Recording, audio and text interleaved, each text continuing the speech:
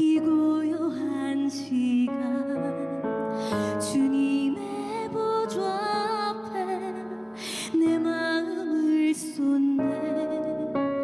모든 것 아시는 주님께 감출 것 없네. 내 맘과 정성 다해 주 바라나이다. 온 맘 다해 사랑합니다. 온 맘 다해 주 알기 원하네. 내 모든 삶 당신 것이니 주만 섬기리. 온 맘 다해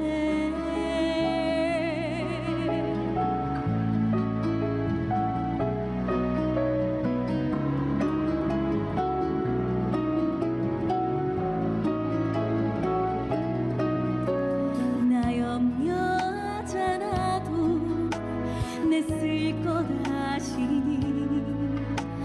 나 오직 주의 얼굴 구하게 하소서. 다 이해할 수 없을 때라도 감사하며 날마다 순종하며 주 따르오리다.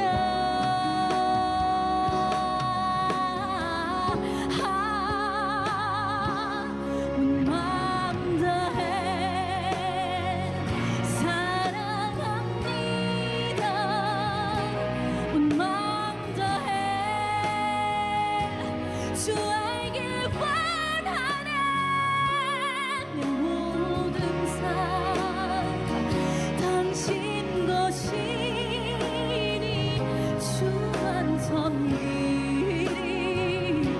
온 맘 다해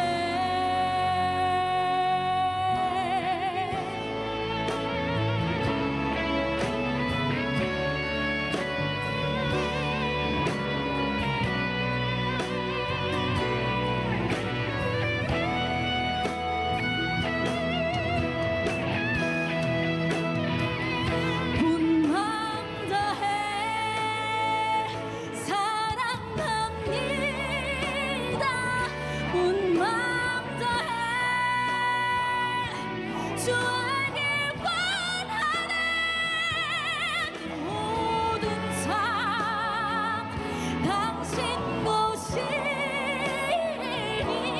주만 섬기리.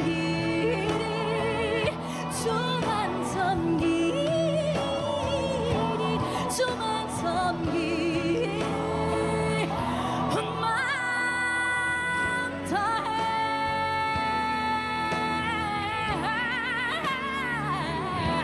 온 맘 다해.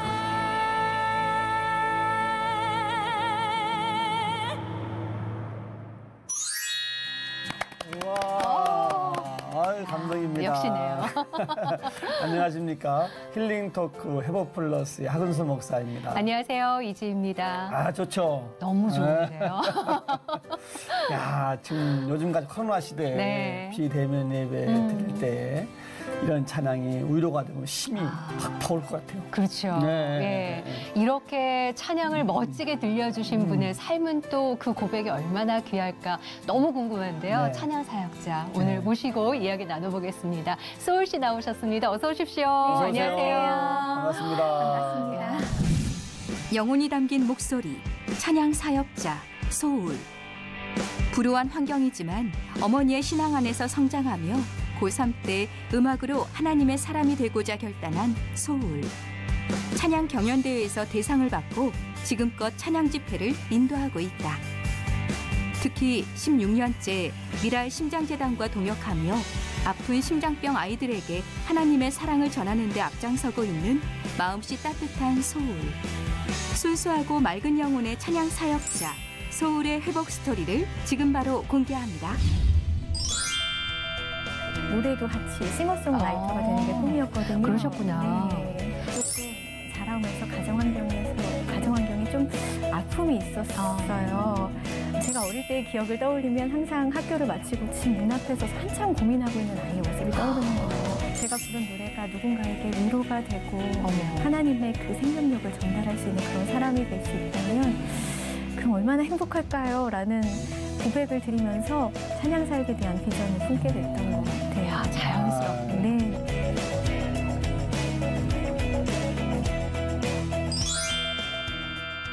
외모만 보기에는 너무 야리야리한 그러게요. 소녀 같은 네. 외모시고 저는 야리야리하지 대기실에 딱 않아요. 들어오시는데 어머 탤런트 조보아 씨가 들어오시나? 그랬거든요. 근데 알고 봤더니 네. 예. 자녀가 둘이나 있는 게다가 사모님이시라는 둘째가 첩보가 들어와 있어요. 예, 맞나요? 네. 어머. 저 마음은 20대로 늘 남아있는데 그렇게 보여요. 어느 순간 두 아이의 엄마가 돼 있더라고요. 그래서 예. 첫째가 이번에 12살이 됐고요. 벌써요? 네, 둘째가 이번에 초등학교에 입학하는 이야. 네, 너무 예쁜 두 딸을 키우고 있는 대한민국 아줌마가 됐습니다. 관록 있는 찬양사역자 사모님이셨어요. 네, 오. 목회의 길을 걷고 있는 남편과 예. 그리고 예쁜 두 딸과 함께 살고 있어요. 네, 한 초등학생 있다고요? 네, 네. 그것도 둘이나. 둘이 정말 동안이시네. 네. 감사합니다. 네. 아니, 두 분도 너무 멋지시고 아름다우시고. 아이고. 아유, 방송을 잘하시네. 아니, 제가 방송으로 뵀을 때보다 네. 훨씬 더 멋지신 것 같아요. 저희는 실물용이에요. 진짜 그렇더라고요. 감사합니다. 네. 이 찬양 사역을 하시게 된 배경은 또 어떤 게 있어요? 네. 2003년도에 첫 앨범을 발표하면서 이렇게 찬양 사역을 시작하게 됐는데요. 제 고등학교 때 비전이 있었어요. 그러니까 하나님의 마음을 담은 그런 아름다운 곡을 써서 노래하고 싶다 네. 그런 마음을 품고 있었는데 하나님께서 저를 이렇게 총신대학교 교회음악과 작곡과에 보내주시더라고요. 근데 그때는 정말 못 모르고 그냥 갔는데 가서 보니까 정말 하나님의 깊은 인도하심이었다는 생각이 들더라고요. 네. 왜냐하면 이렇게 총신대는 다른 학교 음악과랑은 다르게 음악을 전공한다고 할지라도 신학적 과목을 신학 과목을 예. 같이 이수를 어느 정도 해야 되고 또 이렇게 믿음의 지체들이랑 같이 이렇게 공부할 수 있다는 게 같이 비전을 나누고 꿈꿀 수 있다는 게 굉장히 너무너무 축복이더라고요. 그리고 네. 가장 큰 축복은 그곳에서 이제 첫 번째 앨범의 프로듀서님을 만나게 됐는데 그게 찬양 학교에서- 경연 대회였어요. 네, 학교에서 매년 열리는 그 경연 대회가 있었어요. 근데 뭐 그렇게 나가고 싶은 마음은 없었지만 네. 친구들이 한번 나가보라고 이렇게 팔꿈치를 옆구리를 찔러서 찔렀군요. 네, 그래서 그냥 경험 삼아 한번 재미로 나가보자 하고 나갔던 그곳에서 이렇게 대상을 받게 됐어요. 야, 야. 그냥 뭐 나가보자 큰 했는데 대상을. 아니 예. 교내에서 열리는 거니까 그렇게 큰 대회는 아니었죠. 그런데 네. 하나님의 인도하심이었던 것 같은 게 네. 그 당시 저의 앨범의 프로듀서님이셨던 그 분이랑 그 소리엘의 장혁재 네. 선배님이 함께 여자 사역자 한 명을 키워보자 해서 한 명을 이렇게 찾고 있었던 거예요. 근데 네. 그때 하필 이게 저의 소식을 듣게 되고 소개를 받게 돼서 예. 아주 간단한 오디션을 걸쳐서 굉장히 순탄하게 야. 사역을 시작하게 됐어요. 그렇게 해서 이제 찬양 사역을 시작하신 건데, 네. 믿을 만한 소식통에 의하면, 예, 그 하나님의 어떤 인도하심은 찬양 사역자로만이 아니라 사모님으로의 인도하심도, 예, 그 프로듀서님이 지금의 남편. 네. 어디서 들으셨어요? 예, 뒷조사 다 했습니다, 저희가. 너무 굉장한 조사. 예. 그분이 그 당시에 전도사로 사역을 하시면서 저보다 굉장히 더 음악적인 감성이 예. 예술적인 감성이 더 많은 분이거든요. 근데 전도사로 사역을 하면서 음악 사역을 이렇게 함께 병행하고 있었는데 그때 이렇게 만나게 됐어요. 네. 근데 제가 막 결혼을 하면서 장난으로 막 그랬거든요. 뭐 내가 다른 사람을 만날 시간이 없어서 맨날 같이 있다 보니까 다른 사람을 만날 시간이 없어서 어떻게 하다 보니까 결혼하게 됐네 이렇게 장난으로 얘기했었는데 네. 나중에 보니까 정말 하나님께서 저를 위해서 예비하신 정말 최고의 짝꿍이 아닌가 하는 생각이 근데 들더라고요. 원래는 그러면 이제 전공하시는 건 작곡을 하나님의 음악을 만들겠다고 작곡을 전공하신 거죠. 네, 작곡을 전공한 게 사실 노래도 같이 싱어송라이터가 되는 게 꿈이었거든요. 그러셨구나. 네. 언제 그런 나는 이런 걸 해야 되겠다 그 비전을 언제 그렇게 품으신 거예요? 그러면? 사실 어린 시절에 조금 자라오면서 가정 환경에 좀 아픔이 있었어요. 예전 어르신들, 그러니까 저희 아버지 세대, 할아버지 세대들은 이렇게 굉장히 술을 좋아하시는 분들이 그렇죠. 많으셨잖아요. 네, 저희 아버님도 굉장히 술을 좋아하시는 분이셨고, 술을 안 드실 때는 굉장히 좋으신 분이시고 온화하신 분이신데 술을 드시면 그 성품이 무서운 분으로 변하시는 거죠. 네, 그래서 집안 분위기가 늘 좋을 리 없었고, 그러니까 제가 어릴 때의 기억을 떠올리면 항상 학교를 마치고 집 문 앞에 서서 한참 고민하고 있는 아이의 모습이 떠오르는 거예요. 오늘은 아빠가 술을 드셨을까 안 드셨을까. 어떤 상황일지 모르니까. 네, 너무 두렵고 떨리고 그런 마음으로 늘 가정을 대해야 했었던 그런 어린 시절이 있었는데, 근데 그렇게 무서운 집안의 분위기보다도 더 저를 힘들게 했던 것은 신앙생활에 대한 자유가 보장되지 못했어요. 저희 아버지께서 이렇게 믿음이 없는 분이셨는데 저희들이 신앙생활하는 것도 굉장히 못마땅하게 여기셨고 금지하셨기 때문에 예배 자리에 가는 것이 불가능했거든요. 근데 그럼에도 너무 감사한 것은 저희 어머니께서 저희 자녀들을 하나님의 사람으로 예배자로 키우기를 포기하지 않으셨던 거예요. 그래서 늘 가정 안에서 이렇게 재단을 쌓기 어머님이 쌓으셨는데 저는 되게 시간이 많이 지났잖아요. 제가 초등학교 저학년 때 이야기니까 시간이 너무 많이 지났는데도 그때 그 예배 순간들이 되게 생생하게 기억이 나요. 왜냐하면 이제 아버지가 술에 취해서 잠이 드시면 어머니께서 저희들을 이끌고 아버지가 주무시는 건너방으로 건너가서 예배를 이렇게 함께 드리기 시작하는 아버지가 거예요. 주무셔야 예배가 시작이 되는 그렇죠. 거군요. 네, 그런데 그 예배 중에 소리를 낼 수가 없는 거죠. 그러니까 정말 속삭이면서 찬양을 하고 속삭이면서 기도를 하고 속삭이면서 성경 구절을 읽어 나가고 그런데 그렇게 드린 예배 가운데 어린 제 마음에도 하나님이 찾아와 주시더라고요. 그리고 정말 깊은 하나님의 위로와 임재를 그 예배를 통해서 경험하게 하시더라고요. 그래서 너무 신기한 것은 예배를 드리기 전에는 되게 예배 드리기 전에는 그 문제에 제 시선이 다 사로잡혀서 너무 우울하고 힘겹고 사는 게 자신이 없고 그렇게 느껴졌지만 예배를 드리고 나면 정말 공기가 바뀌는 거예요. 제 마음이 바뀌는 거예요. 눈을 들어서 하나님을 바라보게 되는 거죠. 예전에는 문제에 시선이 가 있었으면 이제는 하나님을 바라보게 되면서 하나님께서 이런 상황을 어떻게 바꿔가실까? 우리 가정을 어떻게 이끌어가실까? 지금은 우리 아빠가 이런 모습이지만 나중에 사도 바울처럼 변화시키시지 않을까? 막 이런 것들을 꿈꾸고 기대하게 제 마음을 바꾸시는 거예요. 그러니까 이렇게 하나님을 마음껏 예배할 수 없는 그런 상황 속에 살다 보니까 저희 어머니께서는 늘 습관적으로 이렇게 극동방송이라는 라디오 프로그램을 늘 틀어놓으셨었어요. 근데 지나치면서 그곳에서 말씀을 듣고 찬양을 듣게 되는데 어느 날 그 방송에서 흘러나오는 찬양을 듣는데 너무 마음의 위로가 되고 울렸군요. 눈물이 핑 돌면서 하나님께 고백을 드리게 되는 거죠. 하나님, 제가 이런 사람이 될 수 있으면 얼마나 좋을까요? 제가 부른 노래가 누군가에게 위로가 되고 하나님의 그 생명력을 전달할 수 있는 그런 사람이 될 수 있다면 그럼 얼마나 행복할까요? 라는 고백을 드리면서 찬양 사역에 대한 비전을 품게 됐던 것 같아요. 자연스럽게. 어떻게 보면 그 삶의 고백이 있어서 앞에 불러주셨던 온맘 다해가 더 저희한테 뜨겁게 크게 와닿았던 것 같아요. 그렇습니다.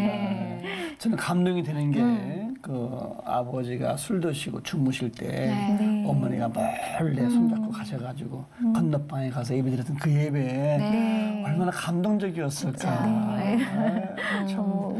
그 어머니의 신앙과 기도가 얼마나 힘이 됐겠어요. 그렇죠. 그렇게 어린 시절 지나가면서 구체적으로 그런 음악을 해야 되겠다고 이제 결심했던 계기, 그런 꿈이 있다가 어떤 계기에 결정을 하시게 된 거예요? 제 고등학교 3학년 때 정말 여름 수련회 하나님의 축복 속에 교회 여름 캠프에 참석할 수 있는 기회가 됐어요. 그래서 그곳에 갔는데 정말 뜨겁게 그때 성령 체험을 하게 되면서 하나님께서 그 에스더서 4장 14절 말씀을 저에게 레마의 말씀으로 확 부어주시는 것 같았어요.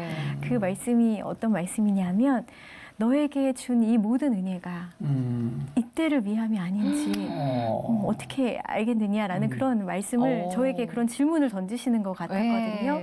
그러니까 저를 구원하셨고 이런 어려움 속에서 그런 저의 믿음을 정금과 같이 단련시키셨고 누군가를 찬양을 통해서 위로하고 싶다는 그런 마음을 갖게 하셨고 음악을 사랑하는 사람으로 자라게 하셨고 이 모든 것이 이때를 위함이 아닌지 누가 아느냐 하는 그런 질문을 저에게 던지시는 것 같았어요. 그래서 고3 때. 네, 그래서 네 주님, 저는 사실 너무 두려움이 많고 말주변도 없고 사람 대하는 것도 좀 힘들어하고 굉장히 내성적인 성격이지만 자신 없지만 에스더가 그렇게 죽으면 죽으리이다 하고 고백했던 것처럼 저도 그렇게 하나님께 고백하면서 찬양사역의 길을 가겠다고 결단하고 이제 작곡을 공부하게 됐어요. 네. 이 모든 것이 이때를 위함이다라는 말을 고3 여고생 마음속에 쑥 집어넣어 주신 거예요, 하나님께서. 근데 스스로는 굉장히 소심하고 남 앞에 서는 게 두렵다고 말씀하셨지만 그래서 하나님의 음악을 만들겠습니다라고 했던 고백을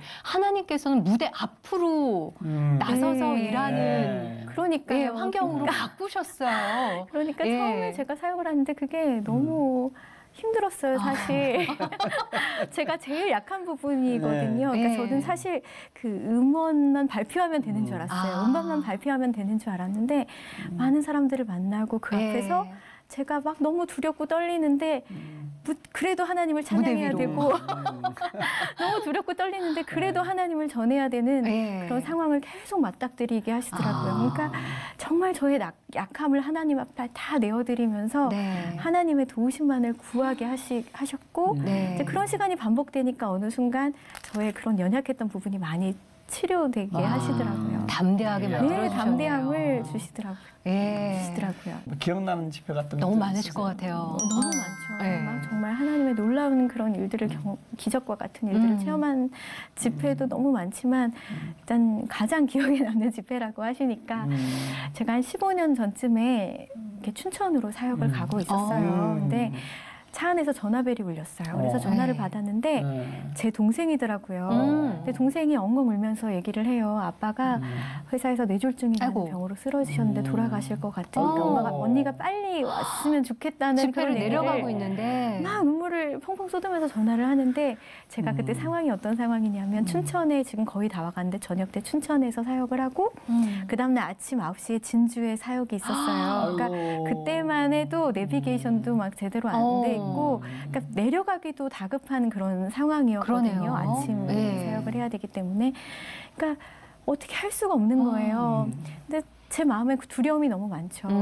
너무 아빠를 사랑하는데 마지막 가시는 모습도 볼 수 없을 것 같고 그리고 또 아직 하나님을 영접하지도 못했는데 내가 빨리 달려가서 아빠에게 사랑한다고 그리고 하나님께서 얼마나 아빠를 사랑하시는지 그 복음을 빨리 전해야 될 것 같고 제가 어떻게 빨리 가야 될 것 같은 그런 마음이 막 몰려오니까 너무 두렵고 눈물이 막 쏟아지더라고요. 그래서 정말 인간적인 생각으로 일단 춘천에는 다 왔으니까 춘천 사역을 빨리 마치고 너무 죄송하지만 내일 있을 사역 진주에서 있을 목사님께 말씀드리고 좀 연기를 하든지 취소를 하든지 할 수 있으면 좋겠다라는 생각이 들어서 전화를 걸었어요. 담당하시는 목사님께 전화를 걸었는데 아직 아무 얘기도 시작을 못했는데 전화를 받자마자 너무 반갑게 와주시면서 아이고 사역자님 내일 그 집회를 저희 교회 청년들이 굉장히 사모하면서 기다리고 있어요. 막 한 달 동안 이걸 위해서 저희들이 릴레이 금식 기도도 했고요. 한 달 동안 금식 기도. 전도지도 만들어서 많이 나눴고 친구들도 많이 초대했어요. 얼마나 기대하고 있는지 몰라요. 이런 얘기를 받자마자 막 하시는데 먼저 쏟아놓으셨군요. 그분께서. 네. 어떻게 말을 할 수 있겠어요. 그러니까 아무 말도 못하겠더라고요. 그래서 아무 말도 못하고 전화를 끊음과 동시에 저도 눈물이 막 쏟아지기 시작하는 거죠. 너무 어떻게 하면 좋죠 하나님 어떻게 하면 좋죠 하고 한참을 눈물을 쏟는데 제 마음에 차 안이지만 하나님께 예배해야겠다는 마음이 들더라고요. 예배하기 시작하는데 하나님께서 그 예배 중에 이사야서 41장 10절 말씀을 강하게 말씀해 주시는 거예요. 두려워 말라. 내가 너와 함께하니라. 놀라지 말라. 나는 너의 하나님이 됨이라. 내가 너를 굳세게 하리라. 참으로 내가 너를 도와주리라. 참으로 나의 의로운 오른손으로 너를 붙들리라라고 하나님이 제 마음속에 막 강하게 그 말씀을 부어주시는데 내 힘으로 어떻게 해보려고 했던 그 마음을 그제서야 막 저의 힘을 다 빼고 하나님 앞에 내어드리게 되더라고요. 정말 분명한 것은 하나님은 너무나 선하시고 좋으신 분이시고 그분은 나를 사랑하신다는 게 분명하고 내가 아빠를 위해서 평생 기도하게 하셨는데 그 기도가 결코 헛되게 하시지 않을 거라는 그런 믿음이 그때 제 마음에 부어지기 시작하니까 아까는 아무것도 할 수 없을 것 같았던 그런 좌절되는 마음에서 담대한 마음을 하나님께서 부어주시는 것들을 느꼈어요. 그래서 그때 그렇게 그 두 사역을 마치고 돌아왔을 때 죽음의 위기에 있었던 아빠의 생명도 살려주셨고 그 뇌혈관이 너무 많이 막혀서 일상적인 생활이 불가능할 거라고 하셨거든요. 의사 선생님께서. 그런데 거의 정상인에 가깝게 회복시키셨고 그리고 더 감사한 것은 그 이전에는 아버지의 존재가 너무 무서웠기 때문에 굉장히 아버지를 대하는 게 두려웠었어요. 그런데 너무나 연약해진 그 아버지를 돌보고 사랑으로 품게 되면서 그 전에 깨어졌던 그 관계도 회복시키시고 이제 저희 아버지 이제 조금씩 마음을 열고 복음에 대해서도 이제 마음을 조금씩 열고 계세요. 얼마나 감사한지 모르겠어요. 하나님께서 많은 일을 하고 계셨네요, 그렇죠? 얼마나 감사한지. 아버지를 정말 주님께 맡긴 거란 말입니다. 진짜. 맡기고 주의 일에 순종하는 담대함을 체험하신 건데 쉬운 게 아니거든요, 그게. 그렇죠. 지금은 웃으면서 얘기할 수 있지만 그러니까 그때로서는 참 큰 결단인데 너무 참 잘하셨고 그렇게 춘천 갔다가 다음날 진주 갈 정도로 막 이렇게 집회를 막 전국 다니시면은 건강이나 뭐 목소리 같은 건 어떻게 관리하세요? 열심히 관리하기는 하지만 아무래도 무리가 갈 때가 있죠. 무리가 갈 때가 있죠. 특히 감기 걸렸을 때 저는 이상하게 인후 쪽으로 염증이 많이 오는데 힘드시겠다. 인후염이 오면 인후염이 오면은 무조건 말을 멈추고 노래도 멈추고 쉬어야 되잖아요. 그런데 이제 스케줄이 잡혀 있으면 무조건 감당해야 되는 거고 또 가면은 또 대충 하고 올 수 없잖아요. 또 제가 임한 자리에서 내가 할 수 있는 최선을 항상 하려고 노력하다 보니까 이제 염증이 낫지를 못하고 계속 깊어져 가는 거죠. 무리가 돼서.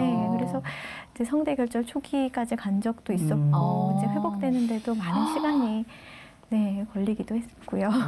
그런 일이 많으셨겠어. 그렇죠. 어떻게 보면 목이 생명인데 그러니까 너무 연약해질 죄송해요. 때마다 목이 안 좋아지니까. 막 정말 그 자리에 계신 분들께 너무 죄송해요. 근데 그럼에도 불구하고 왜 육체적으로 힘든 게 오다 보면 결국에는 영적으로도 지칠 때가 있잖아요. 우리는 사람이기 때문에. 맞아요. 찬양 사역을 오랜 시간 하셨기 때문에 그럴 때도 있으셨을 것 같아요. 어떠세요? 없었다 그러면 거짓말이겠죠. 첫째 아이를 가진 그 달에 아직 초기 임신했을 때도 굉장히 조심해야 될 때잖아요. 근데 그 달에도 한 40번 정도 공연을 해야 될 정도로 굉장히 많으셨구나. 스케줄이. 공연 스케줄이 되게 많았어요. 그런데 그 당시에는 제가 일상 속에서 하나님의 임재를 누리는 그런 훈련이 잘 안 돼 있었던 것 같아요. 그러니까 하나님과 교제하는 시간을 내가 따로 어떤 시간을 준비해서 꼭 골방에 들어가서 하나님께 긴 시간을 드려야 된다는 그런 생각이 있다 보니까 이제 스케줄이 많으니까 그런 시간을 내는 게 불가능하잖아요. 그러니까 일상 속에서 하나님을 누리는 그런 습관이 돼 있어야 되는데 그런 습관이 잘 안 돼 있다 보니까 어느 순간 열심히 사역은 하고 있는데 제 마음에 이렇게 공허하다는 그런 생각이 들 때가 있었어요. 그래서 하나님 이건 아닌 것 같은데요? 라는 생각을 그런 마음을 올려드릴 때 어느 순간 임신으로 인한 이명이 찾아왔어요. 아이고. 네, 이게 너무 신기하게 간혹 그런 사람이 있다고 하더라고요. 의외로 많이 있으시더라고요. 그래요? 저는 예. 그런 사례를 본 적이 없어서 너무 이명이면 귀가 안 소리에 어지럽고. 삐하고 어지럽고 예. 잘 들리지 않고 그래요. 그런 증상이 생기더라고요. 그래서 진짜 하나님께서 내려놓게 하시더라고요. 그런 이명 증상이 와서 예. 제 힘으로 어떻게 해보려던 그런 것을 결국 하나님께서 내려놓게 하셨어요. 그래서 그렇게 이제 첫째 아이 낳고 둘째 아이 낳고 그동안 하고 싶었던 음악 공부도 대학원에 가서 더 공부를 하고 또 이제 대학에서 강의도 맡게 됐고 그런 시간들을 보내면서 어떻게 훌쩍 10년이라는 시간이 어머. 지나가게 됐어요. 네. 근데 저는 그 시간이 막 너무 아깝지 않고 너무 좋았거든요. 왜냐하면 아이를 낳으면서 느끼는 그 하나님 아빠의 마음을 많이 느끼게도 됐고 네. 예전보다 더 이렇게 친밀하게 하나님을 만나는 그 시간이 너무 소중하니까 제 마음에 조급한 게 하나도 없더라고요. 빨리 다시 음반을 내고 방송 사역을 하고 싶다라는 마음이 안 들고 지금 이 시간이 너무 소중해서 막 그런 시간으로 거의 10년을 보냈던 것 같아요. 제가 볼 때는 그 10여 년이 아주 소중한 사역 기간이었어요. 맞아요. 가정을 이룬다는 것보다 더 큰 사역을 느꼈어요. 맞아요. 정말 큰 사역을 잘 하신 거란 말이에요. 네, 맞아요. 너무 감사해요. 그렇게 말씀해 주셔서. 우리 자매님의 인생 사역 가운데 그 10년이 가장 큰 사역이라니까. 네. 너무 잘하셨고. 감사해요. 그 나무를 심으신 거죠, 사실. 그 아이 둘 키우면서 또 하나님 아버지의 사랑도 또 느끼지 않았을까. 맞아요. 그죠? 정말. 어떤 것들을 좀 있으세요? 좀 구체적으로 좀. 아이를 낳기 전부터 이제 뱃속에 아기가 생길 때부터 이렇게 순간순간 주시는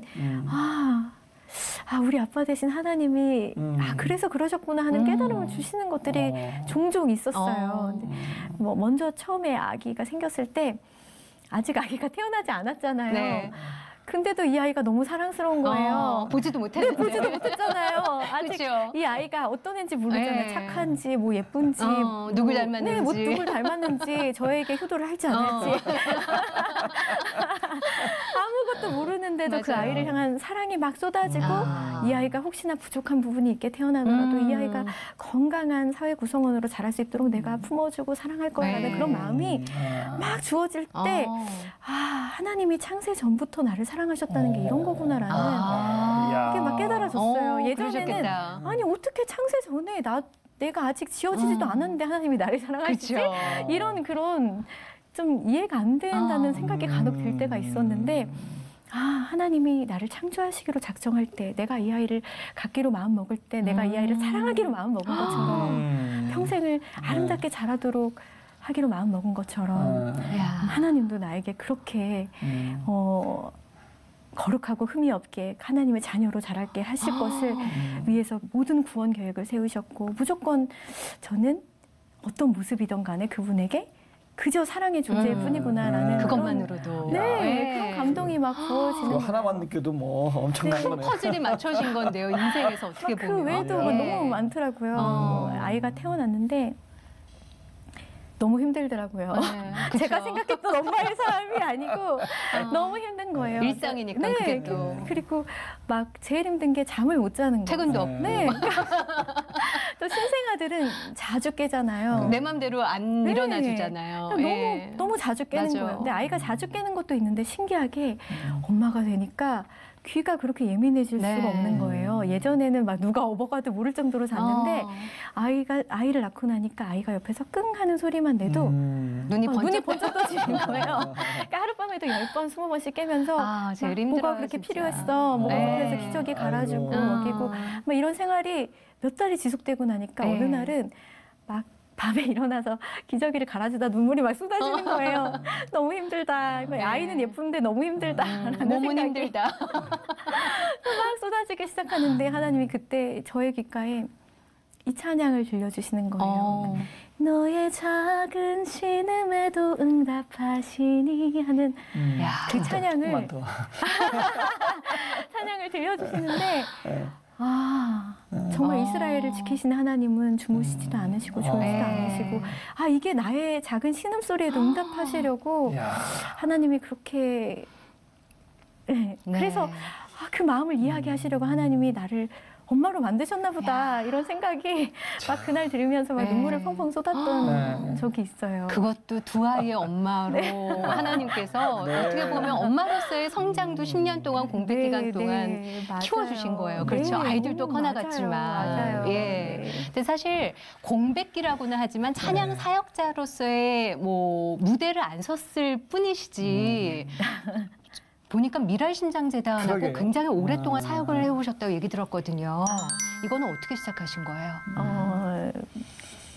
그 미랄심장재단에서 그 제가 사역 초창기에 한 2005년 정도였던 것 같아요. 그때 심장병 어린이들을 돕기 위한 사랑의 음악회를 함께 하고 싶다고 연락을 주셨어요. 그래서 제가 생명을 살리는 귀한 일이니까 당연히 함께 해야지 하고 따라갔는데 제주도 사역이었거든요. 제주도에서 있었던 음악회였는데 거기서 이렇게 4살짜리 아이가 심장병을 앓고 있었지만 가난 때문에 수술을 받지 못하고 있었어요. 근데 사실 심장병이 이제 불치의 병은 아니거든요. 그렇죠. 기술이 좋아져서. 가난 때문에 여전히 그냥 수술을 받지 못해서 죽어야 하는 아이들이 있더라고요. 근데 그 아이가 미라를 통해서 수술을 받게 되면서 그 아이가 예수님을 영접하고 부모님이 예수님을 영접하고 더 놀라운 것은 이제 평생을 무당으로 살아온 그 아이 할머니가 그 사랑을 받고 나니까 이제 무당 그만하겠습니다 하고 그 음악회에 나와 있는 모습을 제가 보게 된 거예요. 근데 진짜 제 마음이 너무 뜨거워지는 거예요. 하나님 어쩜 이렇게 놀라운 일들을 하고 계세요. 막 이런 감탄이 나오면서 우리가 나눈 사랑이 작지만 그 사랑이 들어갈 때 그 고장난 심장이 예수 그리스도의 심장으로 바뀌는 그런 기적이 일어나는구나 라는 그런 감격이 제 마음에 부어지면서 이거는 내가 진짜 평생 함께 해야겠다 라는 그런 다짐을 하면서 하나님께 그런 고백을 올려드렸어요. 그래서 제가 모든 공식적인 활동은 그러니까 방송이라던가 음반 활동이라던가 이런 것들은 거의 다 내려놓은 상태였지만 이 사역만큼은 제가 계속 함께 동역하고 제 목소리를 기부해서 함께 그렇게 사역해 왔어요. 그럼 거의 한 16년째 그렇죠. 이어오시는 거네요. 그런 애착을 갖고 함께 참여하는 그 사역의 느낌은 어떠세요? 좀? 어떤 느낌이 드냐 하면 일단은 저는 누군가를 돕는다는 취지로 시작했던 거거든요. 그런데 그 사랑을 나누는 그 자리에 참여할수록 다른 사람을 살리는 게 아니라 나를 살린다는 생각을 하게 돼요. 그러니까 왜냐하면 당연하게 여겼던 것들이 당연한 것들이 아니라는 것들을 그 시간들을 통해서 늘 체험하게 되거든요. 내 심장이 뛰고 있는 게 당연한 게 아니고 내가 호흡하고 있는 게 당연한 게 아닌데 너무 당연한 듯 하나님의 은혜를 누리고 있으면서 감사하지 못했던 것들을 회복하게 되면서 내가 누구를 살리려고 했던 게 아니라 나를 살리려고 이 사역을 하는구나 라는 그런 고백을 드리게 되는 것 같아요. 아주 오늘 막 무대가 막 그냥 내려오네요. 막. 그리고 어렸을 때 엄마와 몰래 방 안에서 숨죽이면서 찬양하고 예배하고 그러면서 하나님의 음악을 하고 싶다는 그 소녀의 꿈을 하나님께서 찬양 사역자로 세워주신 거잖아요. 그리고 오늘 그 고백을 저희가 다 듣는 건데 그렇다면 사모님한테 있어서 하나님은 어떤 분일까 갑자기 궁금해졌어요. 어떤 하나님이신가요? 글쎄요. 저에게 하나님은 너무 하나로 정의하기가 너무 어려운 것 같은데 되게 두 가지 모습으로 저에게는 있는 것 같아요. 하나는 정말 제가 외로울 때 뭐 저의 모든 비밀을 알고 있고 언제든지 달려가서 저의 모든 것들을 털어놓을 수 있는 가장 친밀한 친구 같은 하나님이실 때가 있고 어떤 때는 정말 뭐 온 자연과 이런 것들을 바라볼 때는 제가 감히 쳐다볼 수도 없는 고개를 들어볼 수도 없는 빛나고 높은 보좌 위에 앉으신 정말 왕 되신 모습으로 느껴질 때도 있는 것 같아요. 하나님은 그렇고 그러면 이제 우리 남편은 어떤 분이세요? 말씀 좀 해주시죠. 남편 갑자기 하나님 얘기 나왔으면 그 다음은 남편 얘기죠. 그래요? 남편은 글쎄요 저에게 굉장히 한결같은 사람인 것 같아요. 처음 저를 대할 때나 근데 그 한결같음이 저한테만 그런 것이 아니라 하나님께도 마찬가지로 굉장히 늘 한결같아요. 그래서 그 모습이 저에게 굉장히 든든한 뭔가 힘이 되고 가정을 이끌어가면서도 하나님께 한결같은 모습 그리고 저에게도 한결같은 모습 아이들에게도 한결같고 굉장히 온유한 그런 모습을 볼 때마다 네. 글쎄요. 저에겐 어린 그런 날에 것 일찍이 같아요. 하늘만을 바라보길 잘하신 거네요. 아니 근데 아까 인터뷰 중에 어떤 말씀을 하셨냐면 한창 바쁠 때 일상에서의 하나님과 소통하는 법을 그때는 몰랐었다 그 얘기를 하셨잖아요. 네. 그러면 그때는 몰랐었다라는 얘기는 지금은 안다라는 얘기로 들리거든요. 어떻게 찾으셨어요? 하나님과의 관계 회복을. 그러니까 별게 없더라고요. 그러니까 하나님께 특별한 시간을 내서 예배를 해야 되고 기도를 해야 된다는 그 마음에서 벗어나고 그러니까 일상에서 늘 하나님과 대화하고 그러니까 예전과 다르게 지금은 이제 막 유튜브 채널만 틀어도 막 너무 말씀이 쏟아지고 맞아요. 그러니까 정말 말씀 틀어놓고 내가 일상생활하고 말씀 틀어놓고 그러니까 찬양 틀어놓고 일상생활하고 늘 하나님과 그러니까 모든 일을 하면서 주님과 함께한다는 마음으로 하는 게 그게 일상에서 하나님을 누리는 거더라고요. 예전에는 그걸 너무 어렵게 생각했던 것 같아요. 그리고 그때는 그렇게 유튜브가 활성화 안 됐을 시절인 거죠. 찾아가야 현장을 가야 은혜를 받을 수 있는 시절이니까. 아 근데 은혜네요, 진짜 하시는 말씀마다. 은혜 같은 건 뭐냐면 우리 서울 자매님의 그 찬양은 이런 인생사례가 다 뒷받침이 돼서 우리를 키우면서 아버지가 아프시면서 경험했던 것들이 다 포함되니까 그게 또 감동이 드는 그 찬양이 그렇죠. 이때를 위한 찬양으로.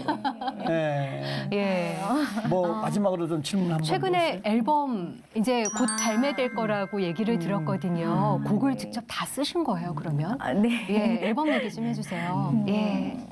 정말 10년 동안 하나님께서 오래 기다려 주셨는데 제가 회복될 때까지 오래 기다려 주셔서 이제 새 앨범을 들고 인사드리게 됐어요. 그런데 사실 앨범을 처음 계획할 때 고민이 많았어요. 왜냐하면 10년 사이에 음반 시장도 많이 열악해졌고 그 기독교 음악도 이제 CCM이 아니라 그 예배 음악이 주로 되기 때문에 이제 뭔가 이렇게 재정적인 투자를 한다는 것이 어떻게 보면 조금 무의미할 수도 있겠다라는 그런 고민이 될 때였어요.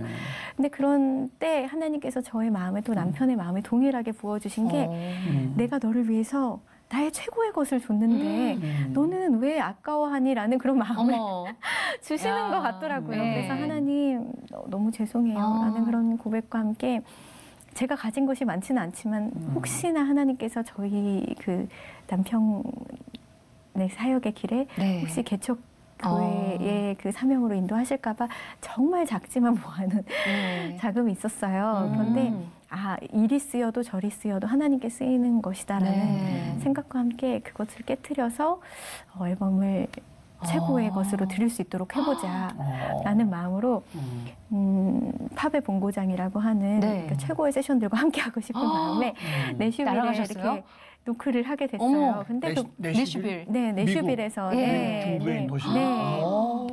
노크를 하게 됐는데 그곳에서 하나님께서 생각지도 못한 만남을 허락하시는 거예요. 이제 그곳에서 잭 데니얼 스미스라는 분을 만나게 됐는데 그분이 호산나 인테그리티 그리고 또 샌디 패티 이런 정말 전설적인 음악의 그 음악 감독이자 편곡자이신 그런 분이신데 그분이 어느 스튜디오에 오셔서 제 음악을 들으셨다가 음악이 너무 우연히 좋아서 오셨다가 들으신 거예요? 네, 근데 제 앨범에 함께 참여하고 싶다고 이렇게 연락을 주신 거예요. 그래서 그분이 앨범의 그 편곡을 맡아서 오케스트라 편곡을 맡아서 해주시게 됐고요. 그래서 40인조 오케스트라와 함께 40인조요? 내슈빌에서요? 네. 정말 하나님의 그런 기회를 열어주셨어요. 또 너무 감사하게도. 그러니까 항상 느끼는 거지만 우리의 생각과 하나님의 스케일은 너무 다른 것 같아요. 그렇죠? 거기 언제 나와요, 이제? 그래서 지금 8곡이 녹음이 완성이 돼 있는 상태인데 그것을 한 번에 발표하고 싶은 마음도 있었는데 한 번에 발표하면 그러니까 어느 곡은 주목을 받고 어느 곡은 이렇게 그냥 맞아요. 묻히는 경우도 많더라고요. 그래서 이제 시대도 예전처럼 제가 네. 10년 전처럼 꼭 음반을 내야 되는 시대도 아니고 그래서 한 달에 한 번 혹은 두 달에 한 번씩 곡을 발표하는 거예요. 음원으로 그럼 발표를 음원으로 하시는 건가요? 발표를 하자라는 그러면 저희가 너무 궁금하니까 아직 발표가 안 된 거잖아요. 네, 그럼에도 네. 불구하고 힐링 토크 회복 플러스를 위해서 네. 새로 나올 그 음악 가운데서 네, 네. 한 곡을 좀 미리 선보여 주실 수 있을까요? 네. 예, 어떤 제가- 곡 어떤 들려주실 거예요? 예. 또 제가 쓴 곡인데 이제 고린도전서 13장 말씀을 바탕으로 쓴 곡이에요. 그러니까 제가 사역을 시작하면서 제 마음에 계속 세뇌시키면서 묵상하고 있는 네. 말씀이거든요.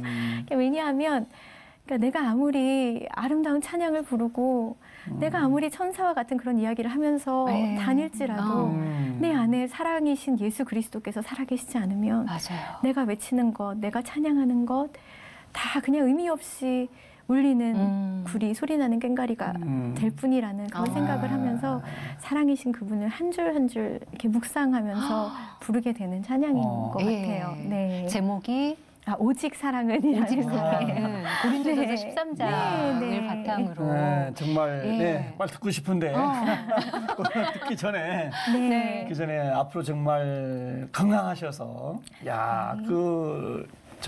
앨범 내려고 4시밀까지 갔다 왔다고 그러니까 예. 국내외 세계적 다니시면서 멋지게 진짜 찬양의 복음에도 쓰임 받기를 바라고 네. 기도 제목 듣고 찬양 드릴게요. 그러니까요. 네, 어떤 기도 제목 있으세요? 기도 제목은 이제 다시 열심히 달려가야 하는데 제 마음에 너무 뭐 꿈도 많고 계획도 많지만 일단은 하나님께서 저를 사용하시고자 하는 그 계획대로 마음껏 저를 사용하실 수 있도록 제가 그분의 손에 저의 삶을 그냥 올려드릴 수 있었으면 좋겠다는 그게 저의 가장 큰 고백이고 비전인 것 같아요. 기도 제목인 것 같아요. 그렇게 함께 네. 기도해 주세요. 네. 남편도 한결같다고 시쯤에 이분 또한 한결같으신 분이네요. 네. 예, 하나님의 첫사랑처럼 하나님께 온전히 되어드리는 그 오직 사랑은이라는 신곡을 저희가 청해 들으면서 보내드려야 될 것 같은데 오늘 이렇게 귀한 시간 내주시고 귀한 삶을 나누셔서 너무 감사하고요. 덕분에 너무 은혜였습니다. 네, 제가 예. 너무 회복의 시간이었던 것 같아요. 너무 함께해 주셔서 감사합니다. 감사하고요. 네. 오직 사랑은 청해 들으면서 저희는 여기서 인사드리겠습니다. 평안한 하루 보내십시오. 감사합니다.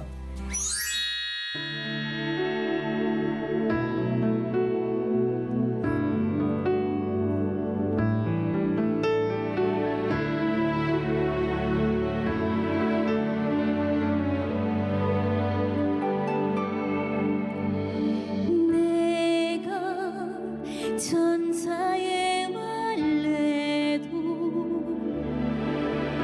산을 옮길